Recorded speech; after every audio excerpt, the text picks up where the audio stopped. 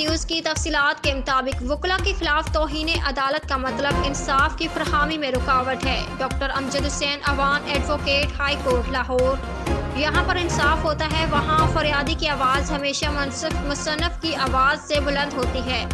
इन ख्यालात का इजहार शहर की माया नाज पर्सनालिटी माहिर कानूनदान doctor Amjad Hussain Awan advocate high court ने किया और मजीद कहा कि एक वकील इंसाफ के हसूल के लिए अदालत में मजलूमों की आवाज़ बुलंद करता है।